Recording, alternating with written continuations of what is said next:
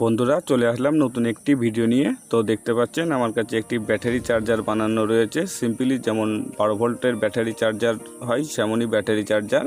তো এখানে সমস্যা হচ্ছে যে যখন বেশি অ্যাম্পিয়ারের ব্যাটারিকে চার্জ করানো হয় তখন এই যে এই দুটি ডায়োড আছে লাগানো, এই দুটি ডায়োড খুবই গরম হয়। তো সেখানে আমরা কি করব? তো সেখানে আমরা আরও দুটো 6 অ্যাম্পিয়ারের ডায়োড নিয়ে নেব। ঠিক আছে,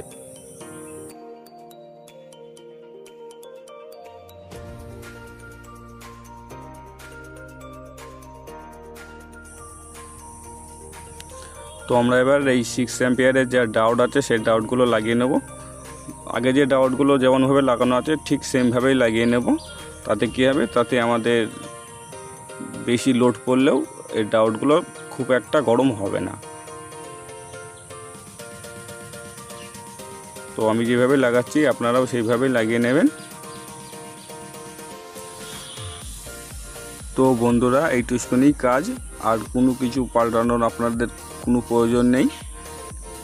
এই যে এখানে যে ক্যাপাসিটার লাগানো আছে সেটাকেও আপনাদেরকে পাল্টাতে হবে না, ওটা যেমন আছে সেমনই থাক।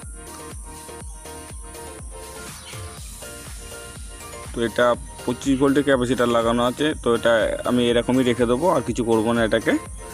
আর শুধু এই ডায়োডগুলোকে আমি এক্সট্রা লাগিয়ে নিয়েছি যাতে হিটটা কম হয়। এবার আপনারা এটাকে ভালোভাবে ইউজ করতে পারবেন, কোনো প্রবলেম হবে না আর। ঠিক আছে, তো বন্ধুরা ভিডিওটা যদি ভালো লাগে তাহলে একটা লাইক করবেন, শেয়ার করবেন এবং চ্যানেলটিকে সাবস্ক্রাইব করে দেবেন। দেখা হবে পরের ভিডিওতে।